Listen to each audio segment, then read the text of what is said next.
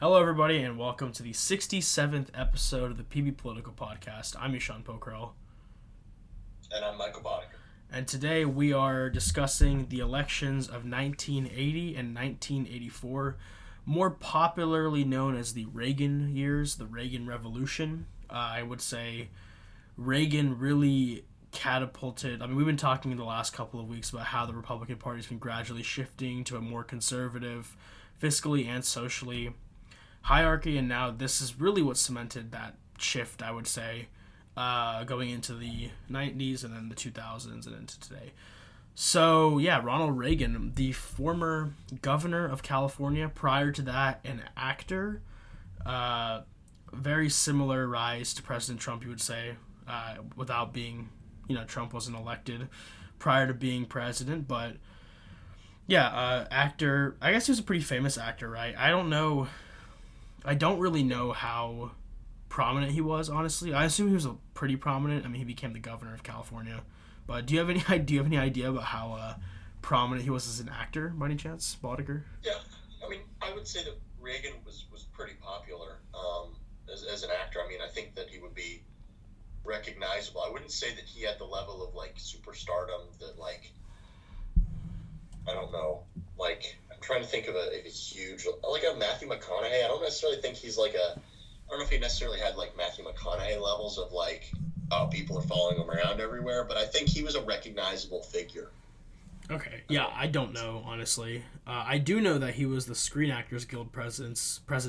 Screen Actors Guild, obviously, a big union, which I guess is a little ironic because he was kind of a anti-union fellow in his presidency. A little odd there, but yeah, he was a Screen Actors Guild president for a time, and he became, governor of California. I don't really know. We don't have to get into his governor.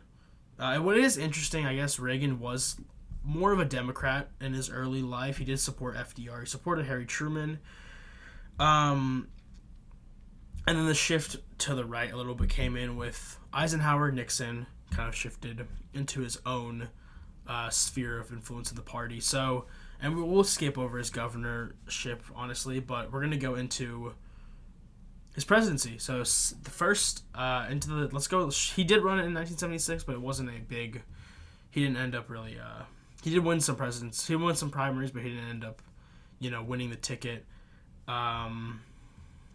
didn't end up winning the nomination, sorry. So we're going to go ahead and go into 80, where he really made his name by criticizing Jimmy Carter, who was the incumbent president at the time, one-term president from Georgia. So basing that, really kind of creating a platform based on his criticism. I guess it would be like if Trump didn't exist and you had DeSantis just kind of stepping up as the leader of the Democratic Party and criticizing Joe Biden for whatever he's doing. That's kind of a parallel you could draw, I would say, right?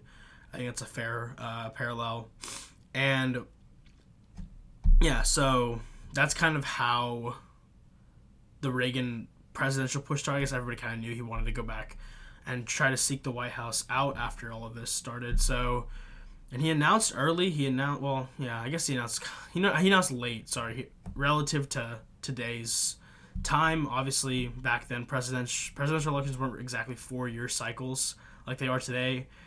He would have announced 2 months ago from today about. So, going into the next year, going into election year, just announced on November 13th, 1979, which is, again, very late for somebody running now. I don't think nobody could announce that late, honestly, and be successful, unless you're a massive figure in today's politics. So, yeah, and Bonnie, you can take us through the campaign, and just, if you have anything else to add, go ahead. And there was a lot of stuff going on, I think, brewing during the 70s that led to kind of this moment. 70s are really known as kind of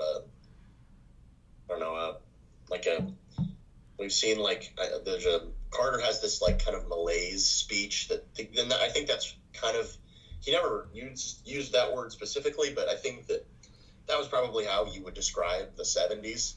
Low economic growth, you've got energy crises, you've got the Iranian Revolution, and that's the loss of a major ally in the Middle East, and that kind of shifts the balance of power. Ayatollah Khomeini and kind of all of his quirks. He's still alive too, running Iran, Hey, which obviously we've seen kind of the return of that in the modern day with like the Houthis. hey, Jimmy Carter's only served one term if he wants to jump right back into the presidential race. Yes, and President Carter. It's probably important to mention that Jimmy Carter is the oldest living president ever, but he's also the most, I guess, the farthest back that's still alive. Yeah. President Reagan passed away, I think, in 2004. President Bush Sr. passed away, I think, in 2020 or 2021. Yeah, it was 20. Yeah. Then President Clinton obviously is still alive, and then everyone after that is still living. Yeah. I actually figure probably Trump and Biden will probably be the first to go instead of Bush or Obama. Yeah, and I think so as well. But yeah, I mean, Obama's like 60. And, yeah. Anyways. Yeah. Sorry. So the 70s, kind of and then you've also got Watergate, the fall of Saigon, just a lot of different turmoil across the country, and we didn't really have a direction of where are we going to be going. Reagan obviously runs for president in 1976, doesn't win the primary, but I think that sets him up for 1980, knowing what to do and knowing that especially running against Carter, who other than really the initial part of the Iranian hostage crisis, where that rally around the flag effect that we've seen even with President Bush after 9/11, where he had 90% approval, which I don't think a president will hit that ever again unless obviously it's the same kind of effect. But the longer that kept going, the worse it looked for Carter, and I think that did a lot for people in this election. Then he's got Ted Kennedy trying to primary him, but obviously Chappaquiddick, which if you know anything about Chappaquiddick, questionable at best, not great, but that had really embroiled Kennedy in controversy. And then he kind of gave a dumb answer to why he was running, and people were like, well, what are we doing here? And so he kind of fell behind in the polls and really could never recover. Because it turns out if you're not able to give a good reason for why you're running, people don't really like that. Typically that's true, but we've had, it's just a fact. It just kind of shows how just messed up everything is now.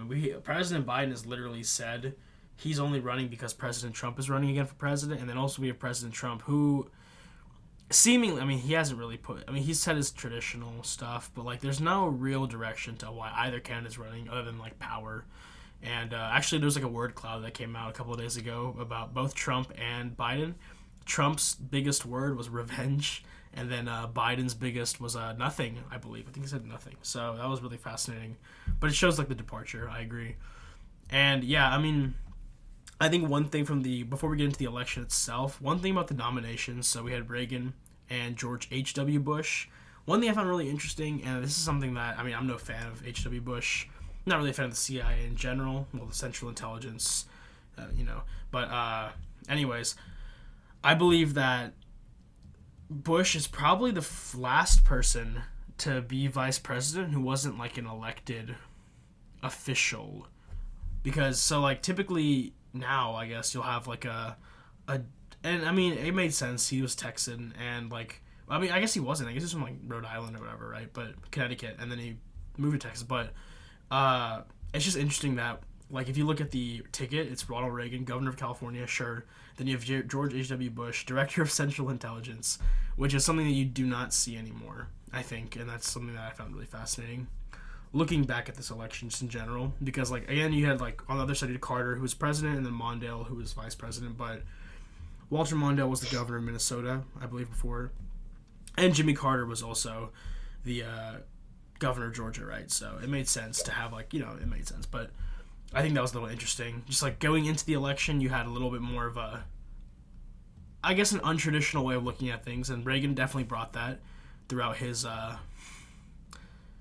whole political career. Yeah, and then you've got the Soviet invasion of Afghanistan in 1979, and Carter trying to basically turn away from détente and reopen the Cold War, which Reagan, once he wins in 1980, fully does. Yeah.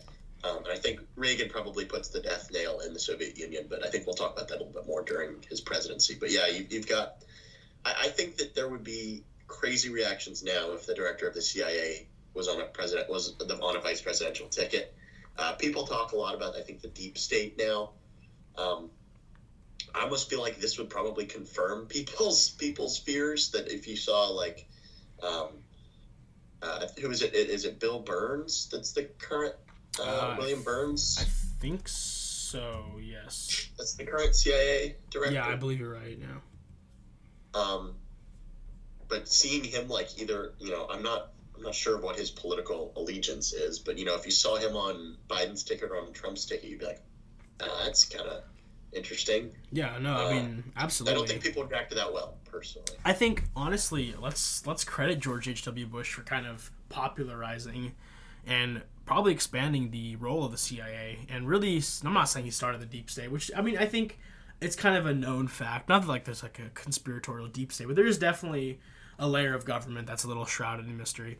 That's what we mean by deep state here. We're not conspiracy theorizing anybody, but we definitely have to credit our fearless vice president here, George H.W. Bush, as definitely a contributing factor to that.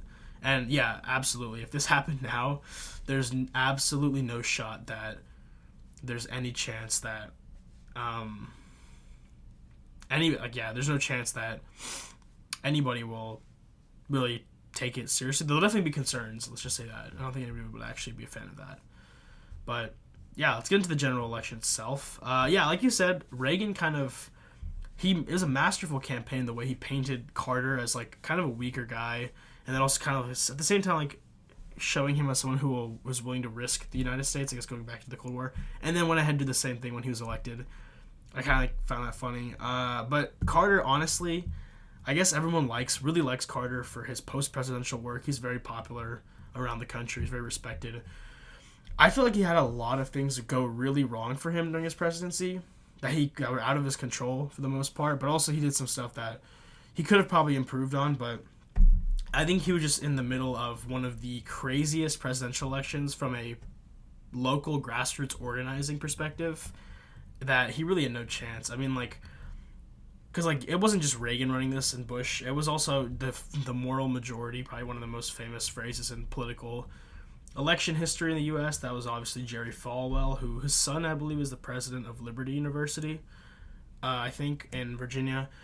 So they kind of just really brought the Christian right and like the Christian population, evangelical population of the U.S. to the Republican Party on social issues more than anything. And Jerry Falwell's like senior's ability to do that really gave Reagan a huge boost, especially when in the 80s and in the 70s the country was much more religious than they are now. Not saying that's not it's a huge vote still to this day, and it's going to play a huge part in Iowa on Monday. The evangelical vote there is massive, but back then this is even like bigger, and like about 2/3 of the vote from the evangelicals went to Reagan because of this organizing, and that's just one. That's one of the biggest, I would say, impacts on this election. But like Reagan, the idea of Reagan was something that definitely galvanized a lot of people. I think that's something that we should. Yeah, I don't know if you have any extra thoughts on that, but yeah, and then I've got a couple of extra thoughts. They're going back to the primary briefly. On the Republican side, you had John Connally, former governor of Texas, who was most notably remembered for being in the motorcade in the car with JFK when he was assassinated. I just found that fascinating that John Connally ran for president in 1980. And then you've got Jerry Brown on the Democratic side from California, governor of California twice, actually. yeah. But that was really a fascinating thing because he was notable in that era, but also in kind of the modern era. He was governor of California 5 years ago. Yeah, he was governor of California until 2019. It's crazy. He had served as governor twice. It's wild, yeah. So just kind of fascinating that he was a figure both, in 1980, but also now. I mean, that's just wild. Yeah, he was super young in the that time. I mean, like he's like 85 right now, I believe. 80s, he's in the 80s, probably not 85. I don't know. Yeah, he's 80. I think he was born in 38, so I think he is actually like okay, so if he's 85, then that means he was like, what, 40 max in these elections? That's crazy. That's wild. Yeah, insane to think about. The Democratic side, yeah, I think the Democratic side, I think Carter just got faced with a lot of bad stuff happening, and honestly, he didn't do great. He didn't do a good job of, like helping his case. But I people liken Carter to Biden. I think that's a popular thing. But the only thing different is that the Democratic Party is, for whatever reason, seemingly super behind President Biden, even to this day, when he's facing the lowest popularity approval ratings of any president running for re-election. I mean, if this was Lyndon B. Johnson, he would have dropped out by now, because Lyndon B. Johnson really, and we talked about this last week, he ran, I don't think I mentioned this, but he ran he was always running like he was like behind. Like he was like always frantically campaigning. He was doing probably the correct thing. And I mean, Biden's shown no urgency. It's a little concerning. I would say if you're a Democrat, you should be a little concerned what's going on over there. But you can see like Ted Kennedy, a credible candidate, even though he had his issues, still a credible candidate. Jerry Brown, a credible candidate. Then you had some other people who weren't that credible, but relatively. But I think if Biden's a president in 1976, do you think he's subject to the same test that Carter's subject to? And why do you think that hasn't happened this time around? Who Biden? Yeah, Biden. Who was probably in the Senate during this, by the way. He was, actually. Oh my God. Yes, he was in the Senate during this. I believe he came in 73. Jesus. Which is crazy, but I think that Biden, because I think it's because of Trump, honestly, that people like, if Trump doesn't exist in this alternate reality, well, Biden's probably not president the first time anyway, because I don't know if Biden runs if Trump's not on the ballot. But say that Trump goes away and retires after losing to Biden, I don't think he would run again. I really think that especially with what's gone on during his presidency and looking at his approval ratings, I think he would kind of call it quits, and I think the Democratic Party would find somebody new. But I think that, which is interesting because I think Biden probably was the Democrats' best chance to win 4 years ago. I don't think he is now. I don't think so either. I don't think he is now. I think that, like, for example, like I think Michael Bennet, like from Colorado, for example, I think he would probably be a much more competitive nominee than Biden would be. I'm a Michael Bennet fan, so Senator Bennet, if you're listening, you're not, but if you are, please run for president. I think we really respect Michael Bennet. I think most of the Senate really respects Michael Bennet. And, yeah, that's actually a really good shout. I think we said that, like, last time. In a perfect world where primaries weren't crazy, you'd have someone like Michael Bennet probably be president, right? Like, he seems like a pretty good guy. He seems like somebody I'd want to go and... He just seems like the average American guy. I mean, honestly, like, I would say. Yeah. Like, I think he's like so I don't know. Anyways, we don't want to spend too much time on 2024. We'll be doing that all year. So we'll go back to 1980. Can I just shout out John B. Anderson, the second to last individual to actually show up on a campaign, on a Wikipedia presidential election graphic, because he received 5.7 million votes during the presidential election. He was a Republican, a moderate Republican, did not like the way Reagan was approaching the presidential election, and then he ran as an independent and garnered 7% of the vote. So shout out to John B. Anderson. Don't really know much about him, admittedly, me personally. That being said, he died at 95. He died in 2017, and he will forever be enshrined on the 1980 United States presidential election graphic. So shout out to him. Let's get into the results of 80 here. Reagan electorally blew out Carter. Now, I mean, Carter won 6 states plus the District of Columbia. Reagan won 44, sorry. But the weird thing is the popular vote was relatively close in the sense that Reagan only garnered 51% of the popular vote. Carter won 41%. Anderson won 7%. But, like, the electoral blowout here is it's a little interesting. It kind of shows the power of the Electoral College in the sense that, like, this election was so... I guess there was some... I mean, there was many... This is the impact of a third party, I would say. There were many states where Reagan actually won with under... Reagan won Massachusetts with 41.9% of the vote.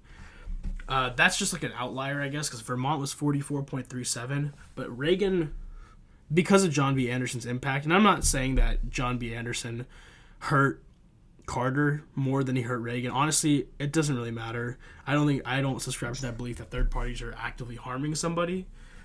I think they actually bring out more people to vote, but it is fascinating that this election got so close. But it was such a blowout, but it was actually relatively close in the actual vote tallies.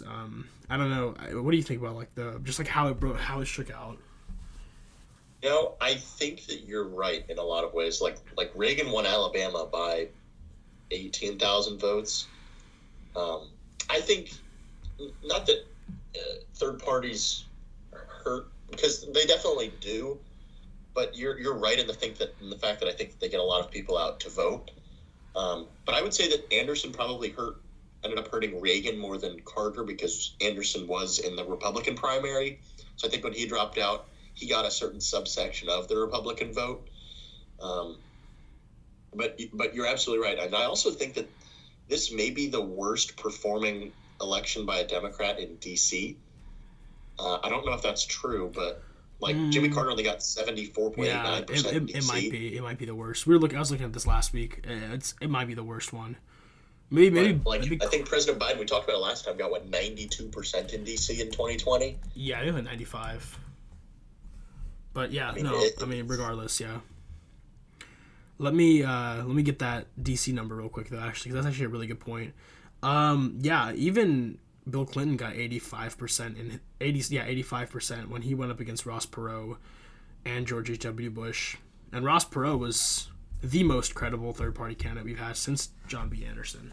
So, yep. Yeah, it's wild. And, I don't think that John... And, again, this is just beating a dead horse. I don't think the third-party candidates ever... You're never... It's such a bad mindset for, voters to have on, voting for third-party candidates. Obviously, it's hard to win because of It's hard to win because of organization more than anything, not because... independents aren't popular necessarily. I mean, independents win statewide Senate races pretty regularly. We have 3 or 4 independents in the Senate right now. But I think just you're bringing out more people to vote. Like this year, if we end up having a 3-way race between a Democrat, Republican, and then maybe Robert F. Kennedy, Cornel West, whoever the no labels can. There's a lot of permutations, but there will be a third party credible candidate. I think it'll be RFK Jr. as of now. He's not going to be you're not only drawing from the same 170 how many people voted last year. You're not drawing from the same. You're bringing more people in. So it's just kind of always been odd to me that mindset's just such a. I think it's a 2-party. I think it's been a way to kind of discourage third party candidates since Perot at least, and since Perot, states have tightened the third party how possible it is for third parties to roll, which I fully disagree with in any cases. But yeah, I don't know. So Reagan wins landslide. Kind of crazy how it really is crazy how much he won by electorally, but then again, it was a close election. So I think it's a little unfair to Carter to always be he got blown out, which he did get blown out, but also he did win 40% of the popular vote. People have done worse, especially during the FDR years. So it's fairs to him, I guess. But yeah, take us through the 80s. Take us through the Reagan presidency, and we'll hit 84 after that. And there's a couple of things, too, that I would like to point out just on the results with how I think that people see 1980 as a repudiation of Carter than than kind of desire for Reagan. And that's probably true. But it's not that people didn't understand that Reagan was more conservative. I think they just wanted a change of pace, to be honest. And you can see this kind of, especially in the rise of kind of Reagan Democrats, which is really interesting. So Reagan won 53% of the vote in South Boston, which I would love to see what numbers Bush and Trump pulled in South Boston, but I can't imagine it may be half of that number. But Reagan won. This is the 1980s, the last time the Republicans won some huge Democratic strongholds. So like Jefferson County in Washington State, Santa Cruz and Marin counties in California, Rock Island County, Illinois. And these are like super blue areas now. Republicans don't really stand a chance. But it kind of shows to Carter's unpopularity that these Democratic strongholds voted for Reagan.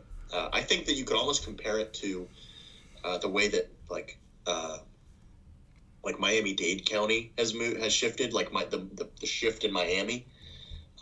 Miami went from being 30 points for Democrats consistently from basically, I don't know, I would say the 1970s, 1980s until 2020. Even in 2016, there wasn't this kind of performance. Hillary won Miami-Dade County by 30 points. And Trump only lost in 2020 by like 5. Which a 25-point electoral shift in 4 years is crazy. That's crazy. And I think, and this kind of brings back to the moral majority, the rise of the evangelical shift to the Republican Party, and just really not even the Republican Party, conservative ideology because of social issues. So this is the rise of social conservatism in voting, I feel like. And you can see it in like the breakdown of demographics on how subgroups voted. The biggest one being, I think it's not really an indicator because but I guess in the 80s it was a bigger chunk. Union households voted for Carter by 3 points, 48-45 to 7. And that's not necessarily, it's 26% of the total vote. I mean, that number has to be, if you're a Democrat, at least if you're a Democrat today, like President Biden needs to win that big. And he's been trying to make strides in that direction. Like the union vote has traditionally been with Democrats, and like with Trump too, you've seen where union voters move towards Trump, not because of economic reasons. Trump is pretty famously, not necessarily anti-union, but he's definitely hesitant, I would say. Biden's much more pro-union, but socially, they definitely have a more of a social affinity with the conservatives in government, and I think this is where the shift for that kind of begins. Yep. And that's definitely and that's a lot of the moral majority work, where people started to shift the way they vote from economic to social. And also, obviously, Reagan did really well with young people, so that's another huge reason he was so dominant electorally. He almost beat Carter in every age demographic. He lost by 1 point, 18 to 21. So yeah, but yeah. And that's something you can't talk about Reagan without talking about the way he spoke.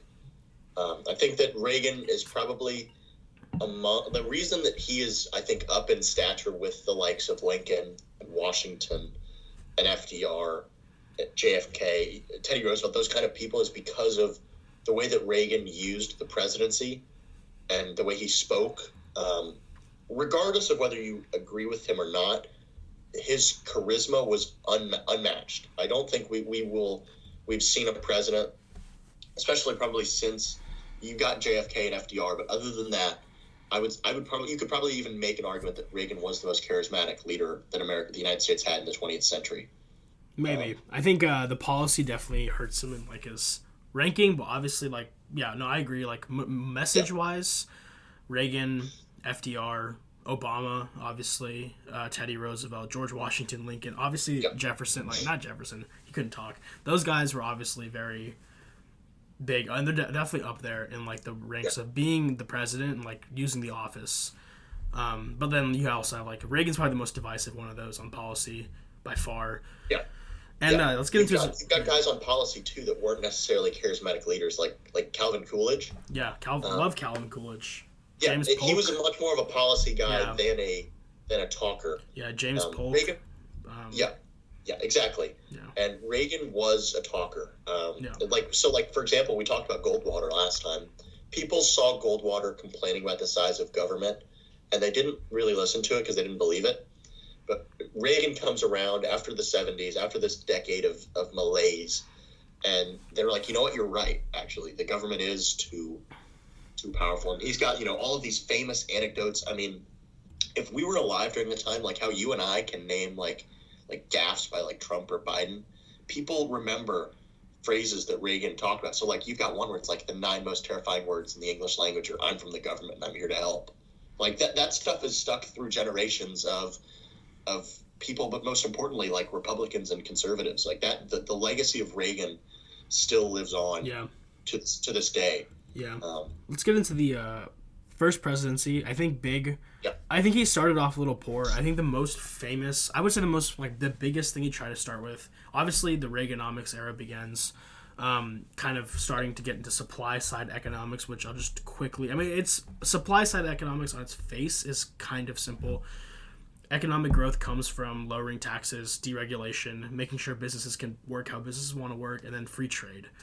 So there's a lot of contention in this. Obviously, you hit points of positives for like libertarians who are economically pro all of this, and then you also have issues with like lowering taxes. How do you get income as a government? So there's a big fiscal argument in this. So it just depends on how you really, and this is all because of the Laffer curve, which I'm an economics major. I don't really have the expertise for this yet, but a lot of people have contention with the Laffer curve, which essentially just is a curve that's like the gateway arch, and it's like there's a point where taxation is beneficial and there's a point where it's not beneficial to the government. And the belief in the Reagan administration was that we were at a point where it was not beneficial to the government, and because it was actively harming the citizens. So decreasing taxes comes from the basis of the Laffer curve, which has been very contentious in economic theory since then. Because the thought, I guess, obviously is like if you lower the income tax rate, more people will pay it. I don't really know how the logic works there. Honestly, just like on the face, like it doesn't really make sense if you say that. But that's been a lot of contention. So supply side economics was Reagan's big. Obviously, called it Reaganomics, very big term. Obviously, Biden has taken over Bidenomics, which has been much different, though. I guess he just took the term, but it's a much different idea of economics than Reagan has. But yeah, Reagan was decent on bipartisanship early on, especially in like taxation. He worked with a lot of Southern Democrats who were honestly in the same kind of economic mind, I would say, and even like some of the social mind just came down to like where the regionality of politics has really left us since this time. And I don't think Trump would ever be able to work a Democrat. Like this is like if you compared Reagan to Trump, then it's like you're basically saying that President Trump and John Ossoff and Raphael Warnock worked together to pass a legislation. That's not going to happen. Which is kind of what the same sort of, or like Joe Manchin and Trump, which is more likely, but that stuff. Much more, I think most famously, in my opinion, from what I remember of Reagan, is that he tried to cut Social Security, but he had to back off of it. So that was something that I think that's still endured to this day. I mean, like, if you had, like, Senator Rick Scott from Florida I don't know why he was trying to do this, trying to get the Republicans to campaign in 2024 and 2022 on removing entitlements like Social Security, Medicare, vastly unpopular, because a lot of people in Florida are senior citizens. Like, what is he doing? And Reagan tried this in the 80s and it didn't work. So that's something I found out kind of interesting. This is like an early on Reagan thing, but I think he definitely grew into the role. Obviously, of the war on drugs, which I'm not a fan of personally. I think that definitely did a lot of harm to a lot of cities and a lot of people around the country. Then he also they tried to assassinate him. They being John Hinckley Jr., which didn't work. Somehow he survived because Reagan is a dog. And I think he really leveraged that into his presidency later on. And I'll let you. Think about the quotation. So obviously I go to GW in DC, and that's where Reagan was taken after his shot. Was the GW hospital. There's this story about him going into the operation room, and they're asking him if he's okay or whatever, and they're reeling him in. And he says, "I hope you guys are all Republicans." And the doctor says, "We are today, sir." But like something like that, like how Reagan can make such a scary situation funny and give some humor, I think is super rare. And that's kind of why he was the juggernaut that he was. I think it's important too to look at his judicial appointments. You look at the first woman on the court who recently just passed away, Sandra Day O'Connor, first woman on the Supreme Court. She was, you could probably argue she was a bit of a disappointment to Republicans and conservatives. She was much more of a centrist than I think they were expecting. And then you've got a slam dunk after with Justice Rehnquist being Chief Justice.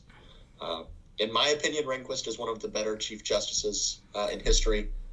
No, you also had a pretty effective guy. Yeah, Scalia as well, right? I believe. Yep, and then Scalia fills in Rehnquist's position as an Associate Justice. Scalia, one of the more famous and I would argue influential justices. Him and Ruth Bader Ginsburg are probably, of the opposing ideologies on the court, Scalia and Ginsburg are probably the two most notable in the last 40 years or so.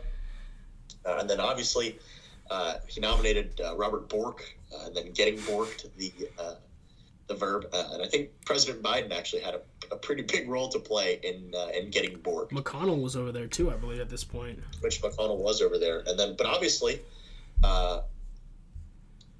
Anthony Kennedy gets on the court and he retires during President Trump's term. And that spot is filled with, I believe wasn't Gorsuch? Was it Kavanaugh that filled? It might have been. Yeah, I think it was Kavanaugh. He was the first appointment, right? So. Yeah, because Scalia's death was supposed to be Merrick Garland, and then obviously the whole uproar with that not happening, and that was filled by Gorsuch. Yeah, and then I think it was Kavanaugh filled Kennedy. Yeah. Kennedy. But yes, obviously, and then I believe Clarence Thomas was also he was nominated during. He may have been nominated during Reagan. No, I think he was already on. I thought he was already on the court. You're right. He was already Clarence Thomas. I don't think was on the court till '91. So he was a legacy of George H.W. Bush. Oh, maybe you're right. But I think that they had started talking about. He may have been on the short list during Reagan. They didn't get to him, but he actually. I think Reagan has the record for appointing the most judges as president. 368. Wow. And obviously survives the assassination attempt. This laissez-faire, free market. I think that's why Reagan is probably a hero for the libertarian right. All of these things that the libertarian right wants done is kind of what Reagan did. Focus on supply side, lower taxes. Even looking at cuts to Social Security and other programs like that, which, in our modern era, we're going to have some serious conversations about what we do with that in the next. Absolutely, yeah. Next 10 probably years. Should have been having them for the last 20 years, but we've kind of postponed those. It's been the third wall that you can't really touch. Mm-hmm. You just kind of have to support it, or if you don't support it, you don't talk about it. Yeah, exactly. But definitely going to have those conversations in the very, very near future. If they face insolvency or what we're going to do if we're going to have to privatize or we're going to have to just raise taxes a bunch or other things, or like looking at like Roth IRAs, for example, like those you pay the tax up front and you get it out tax free. Well, what happens if the government has to come after Roths to pay for Social Security and Medicare and stuff? Yeah, I mean, I think and I mean that the Social Security conversation has been happening for literally since the 30s. I mean, this is a intentional malpractice from every Congress since then, who were just like, oh, we'll pass it on, and every president since then. And I mean, it's going to be definitely a tough conversation. I don't know. Yeah, and I think I agree. He was definitely very good to the libertarian mindset on economics. I mean, like, his fights with labor unions, I think, tend to be a little, as like someone who tends to be like more economic or social libertarian. I think picking fights with labor unions, that's a little. I'm not a fan of that. At least in the. It depends. I mean, like, there's public sector labor unions, like teachers unions, that I feel like shouldn't exist. There's definitely a lot of things that. And the war on drugs is the big point. I think the war on drugs is where a lot of libertarians and like progressives, or like even liberals, really don't side with Reagan. And I think that was definitely. I think, looking at it cynically, I feel like Reagan was fairly popular. I think this is one of those things where it's like, like the defense complex, like, we need to do one of these things, so we'll take this one. Looking at it, I'm not saying that's what happened, but I think that was definitely a low point for Reagan. And again, like, the effects of the war on drugs have been felt for decades since and are still felt, and I think that was definitely a mistake. On his part, also, I mean, escalating the Cold War. Like he said, Carter was saying that. He did the same thing. Not too surprising, I think, that happened, but there's definitely been a lot of... I mean, like, every administration's, like, kind of ignored our part in the world, at least, like, on, like, our, like, impact on, like, different happenings around the world. So Reagan's was no different on that one. And, yeah, I mean, the only way to get out of that is not to, do anything on the world stage, so... Well, I think that's probably where Reagan's overall... I think people can and have argued about the impact of his domestic policy, but Reagan's foreign policy, I think, is still universally respected. Reagan, not single-handedly, but Reagan pretty much broke the back of the Soviet Union over the course of his presidency. The Mr. Gorbachev tear down this wall. The evil empire. In Berlin. The evil empire, famously. Yeah, the evil empire. Reagan, and combating the Soviet Union and winning the Cold War, you could argue it was inevitable. I think that there's a lot of sense in that argument, but I really do think that Reagan kind of accelerated it and put the nail in the coffin. Yeah, I think that he's got a big part to play in that. He basically outspent them and they just couldn't keep up. And I think that's where Reagan, I think, gets a lot of heat from new conservatives is in his budgets.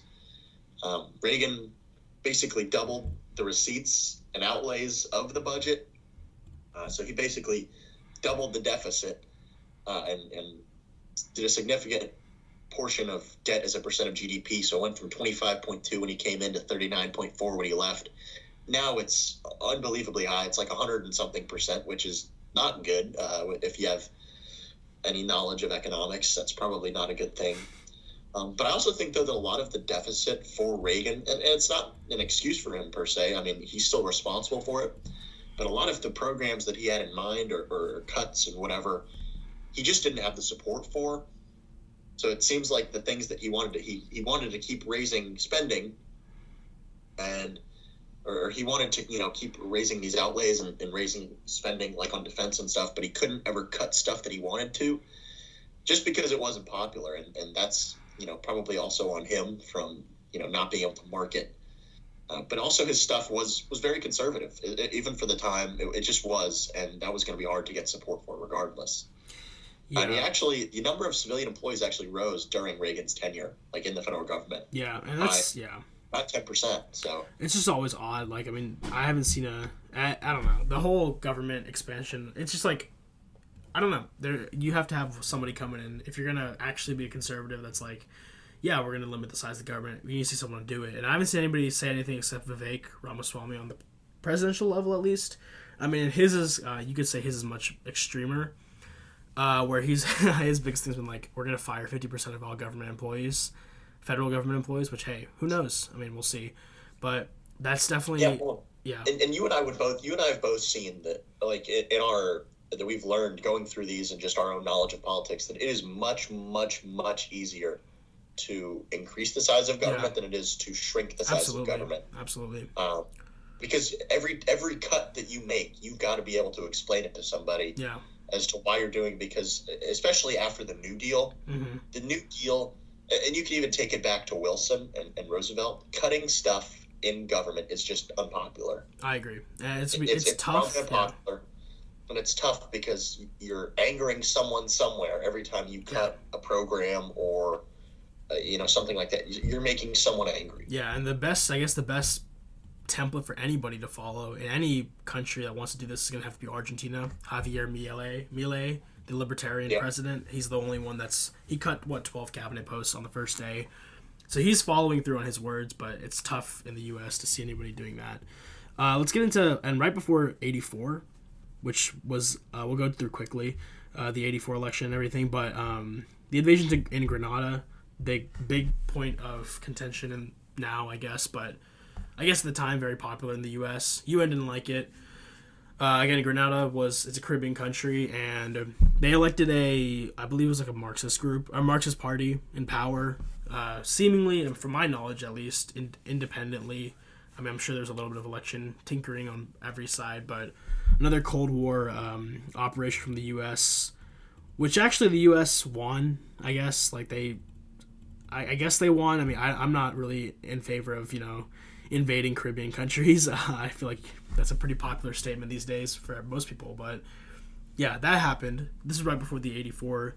But again, this was fairly popular in the American public, and it was also overshadowed by some other stuff going on in the Middle East. So didn't happen too much. Let's go to '84 real quick. Reagan Bush.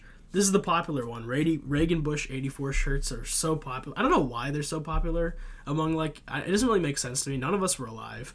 It makes really no sense. But again, Reagan Bush against Walter Mondale, who seems to be a really nice guy, and the first woman candidate for a major political party at vice president, Geraldine Ferraro, who, they didn't win. In fact, they won two areas of the country: Minnesota, Mondale's home state, and the District of Columbia. Let's see how much they won D.C. by. They won D.C. with 85% of the vote. So, yeah. 84 was a cakewalk for Reagan. I think, honestly, I think Mondale was a little too far to the left. I think he tried to recreate kind of what Reagan was doing on the right, but I don't think that combating a farther right message with a farther left message than typical is gonna work. But also, Reagan's a master campaigner, born in the USA, famous usage of that throughout the campaign, right? For a little bit at least. But yeah, Springsteen stopped that. But that was a little. I think that's a big point. I think Reagan just his performance ability just really carried him through this one, and I mean, obviously destroyed Mondale. Probably I think this is the biggest electoral college victory, I believe, in history, right? I mean, Mondale won 13 electoral votes. Reagan won 525. And also this time, Reagan won 59% of the popular vote, which is a crazy number. And we haven't seen anything like that since. And there were huge concerns about Reagan's age. Yeah, absolutely. Obviously, he was at this time, he was the oldest person nominated for president, to serve as president. And during the debates, actually, there was, I remember, I don't know which debate it was, but there were, Reagan has this quote where they ask him a question about his age, and he jokes that he'll not make age an issue of this campaign. He's not going to exploit, for political purposes, his opponent's youth and inexperience. And the way that he responded to that, he made Mondale laugh, and when the camera kind of pans to Mondale, you just know it's over at that point. I mean, there's no evidence that Mondale could have won that. I mean, just Reagan had that it factor in his personality that made him likable. It made people want to vote for him, and I think that there were some probably relevant questions because obviously later in his life Reagan develops Alzheimer's disease, and I think that there were probably maybe 88 and 89, maybe even some in 87 that he probably did have some issues with his memory and probably did have people helping him out. But he was still able to perform his duties effectively, and Reagan wasn't going out and embarrassing the country because he couldn't remember what to do. Yeah. He was pretty effective in neutralizing that, and he actually lived a significant time after being president. He lived for 15 more years. He lived, Ronald Reagan was alive for 9/11, which, when you think about it, that's kind of a crazy timeline because we don't associate those two people with that same time in history.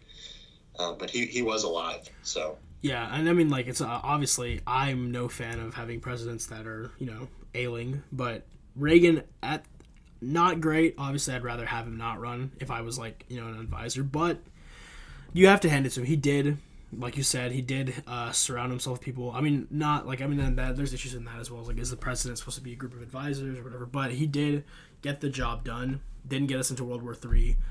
Thank you, Ronald Reagan, for that, I guess. One thing I want to mention, this was not the worst electoral college result.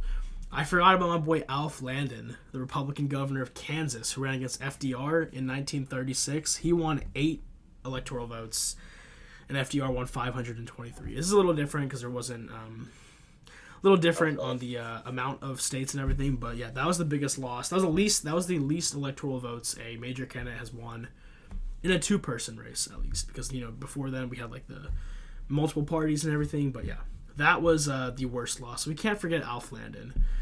And how dare Alf. Alf Landon, hero, PV political channel legend. Yeah. If we could have him on the podcast, we would. And he's been dead for like 50 years. Lest we forget Alf Landon. But yeah, Walter Mondale gets a lot of love now, I think, on like left-leaning circles now. I think people would kind of see him as ahead of his time. I mean, is he alive still? No, he died. He died in 2021. He passed away. Yeah. And he barely won his home state. He won by a point. He won by 0.18%. Which turns out that's not that close. If you look at the county map, it's unbelievable. Or even like the congressional district map, like Mondale carried, like, you could probably count on two hands the number of congressional districts that Mondale won. He had two. He won two districts. Oh, you mean like total? Yeah, no, it wasn't great. Yeah, and this is just like a testament. This was the Reagan Revolution. I mean, not only did this happen, because this is crazy. Like, this is an insane electoral map. I don't think we'll ever see anything like this again. Not only did they do this at the presidential level, they also ended up gaining. I mean, it's weird though, because like this is also like where you kind of see like, and I think there's still some semblance of this, but like, I mean, more Democrats gained seats than Republicans in the Senate, at least. And that's like just something you don't see as much anymore. Democrats ended the 84 election with 47 seats out of the 100, and the House actually kept their majority. Although the Republicans did pick up 16 seats. And yeah, I mean, and the Republicans had been like ailing at the congressional level for a long time, even before Reagan, like winning seat, like they hadn't had a majority in so long. But yeah, I mean, this was like a big moment. I was a little surprised the Senate races weren't as dominant as they were, but the House race, the 16 seats is a lot of seats, and a lot of the holds in the were in like the South, I guess, where they were still obviously solid Democrats. I think Reagan was kind of an aberration for a lot of the South. You could start seeing a little bit of the cracks forming in the Democratic South, but I think Reagan really was a once-in-a-lifetime type of guy. Which, well, I don't even know if that's true, because I mean, I think President Trump has the same stature, I would say, at least on like his supporters that Reagan did. Not saying like not the whole country, but definitely on his supporters, he has the same effect. Yeah. And yeah, I mean, I don't know. Do you have anything else to add about 84, and then we'll wrap up? Well, and the thing is there was basically one close state. There was one tilt Democratic state, Minnesota. The state that Reagan won by the least amount was Massachusetts. He won by 2.79%.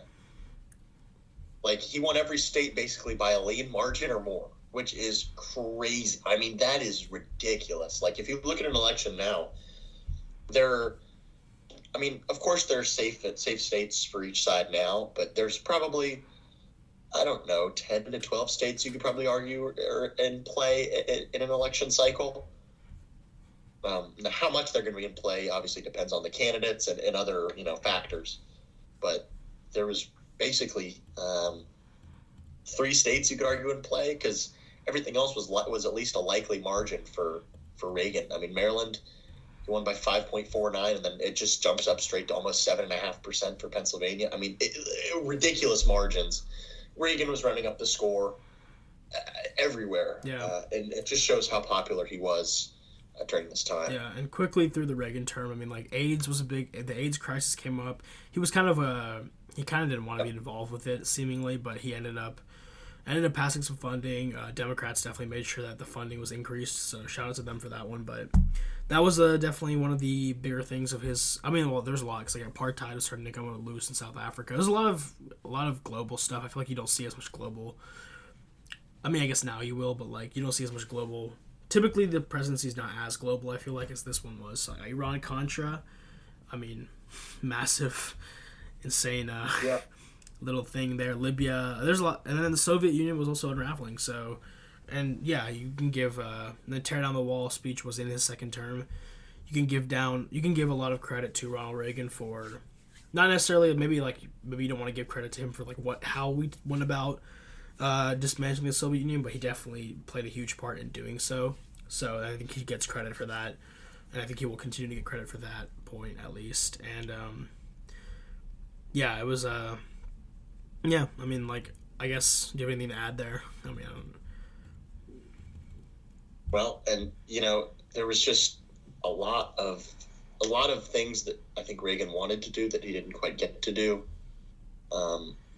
Just looking at what um, his attempts to respond to certain things and other stuff, not necessarily the environment he took a lot of heat for, but he did sign the Montreal Protocol, which to help the ozone layer, and that was something that has largely actually been fixed in the modern day. We're still working on that, but that's something that has been pretty important. So maybe ahead of his time on that, but just Reagan's a very interesting guy. I mean, he's got Star Wars. That was his idea, which you kind of see a mini version of that with like the Iron Dome, like in Israel. Yeah. I think SDI is probably just a huge American version of that. Mm-hmm. And then he's also got another one, where he spoke before Parliament and predicted that Marxism-Leninism would end up on the ash heap of history. Yeah. I don't think it has, which is kind of interesting. If anything, I would argue that a lot of the American left has been pushed more towards Marxism-Leninism, especially given like the in rhetoric. Conditions. Yeah, we'll see. I mean, I think true Marxist Leninist rhetoric is still kind of far away. But yeah, I see what you're saying. Like, there's definitely a little bit of a shift, but I don't think we're anywhere near that, because that's like the real version of that is kind of crazy. So I don't think we'll get there. Like we're still nowhere near that, but I think you're definitely seeing some people that are starting to go towards it, especially with the economic conditions we're kind of under nowadays, where people argue it's late stage capitalism or any of these other, kind of umbrella terms. Yeah. It's kind of pushing people towards extremes, where that's Reagan's fault. Reagan gets a lot of heat for, like, people blame Reagan for the way the country is now, mm-hmm. which I think is fascinating, that I don't think Reagan's economic legacy of, I don't know if you could argue that Reagan started this ballooning, whether it's the deficit or whether it's, supply side economics failing. I don't necessarily know. Like, people are, like, especially argue with, like, inequality. So, like, as taxes got lower, the upper class gained more and more wealth. That almost, like, kind of makes sense. Like, if I think about it, like, lowering taxes on the upper class will probably make them spend more, so they'll get more wealthy, almost like a kind of a snowballing effect. And then, this isn't a podcast debating the ethics of inequality and, how much money is too much money. But you could definitely argue that a lot of Reagan's tax policy did have impacts on wealth in the country. There was certainly impact. Yeah. I mean, Reagan, complicated guy. I don't even know. I'm not going to rank him in the top half presidents personally, but I think his legacy definitely has lived on, for better or for worse, for conservatives especially. And that's something that's interesting. Ranking time. I'm going to put him in the lower half just because of his war on drugs. Not a fan. Also, his interventionist policy. I understand it was the Cold War, but, I mean, the Grenada invasion wasn't my favorite. I don't like that. I mean, economically, supply side hasn't really worked, but, like, I think the vision was interesting. I think it's good someone tried it, but obviously there's been ramifications. But yeah, no, I don't know. So what about, I'm going to put him in the lower half. What about you? I think it would be sacrilegious for me to put Reagan outside of my top 10 or 15. Not necessarily, I think a lot of his policy definitely has some drawbacks. Like, I think that even now, like, I find myself kind of wondering, like, oh, why do my parents love him so much? And I think a lot of people in our generation are kind of that same way, but we also didn't live it. But I think that the optimism and the way that he conducted himself, I think, really catapults him up the rankings. I don't think we've had, not that, like, Presidents Bush or Clinton or Bush again or Obama haven't been classy, but I think that there was a certain class that Reagan had that just elevates him. I think that's why he's seen kind of almost as an immortal figure. And I think he was ahead of his time in a lot of debates, thinking about cutting Social Security. I mean, that's a conversation that we're having now. I mean, it's 40 years later, and he didn't have the support, and you probably wouldn't have the support now, but that conversation has been one that we've been having for decades because of him. Certainly some policy failures, but I would probably put him inside my top 10.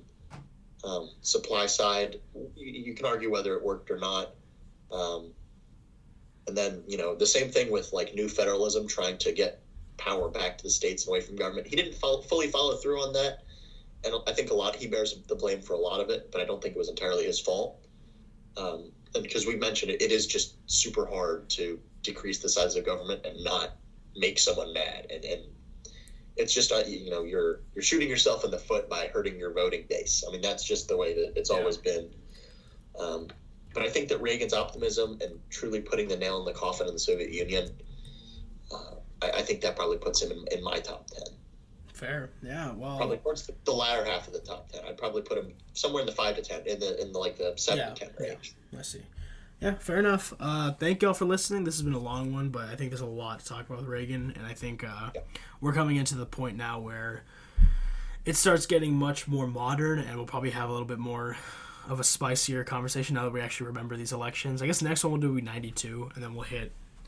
And then we might start getting into 2000s. Yeah, it'll be 92 and straight to the 2000s. And then you got to hit, I think, 2008, the rise of Obama. And then 2016. Yeah, 16 and 20. And then we're done. 2020. Yeah, but next Tuesday, or this Tuesday, we have a special episode where we'll be doing a recap of the Iowa caucus primary results. Iowa caucus results, not primary.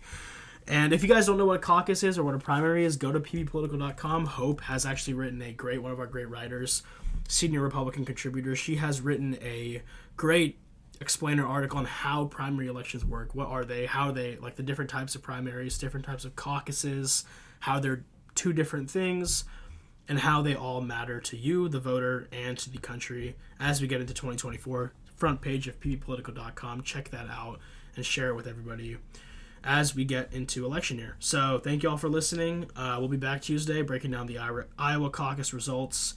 Maybe we'll get a surprise, but as of right now, it looks like Trump will be the overwhelming favorite to start his return for the nomination and run for president, or be the Republican nominee for the third straight year. But we'll see. Thank you all for listening again. Follow us everywhere. Give us a 5-star review. I'm Eshan Pokhrel. And I'm Michael Bodeker. And goodbye.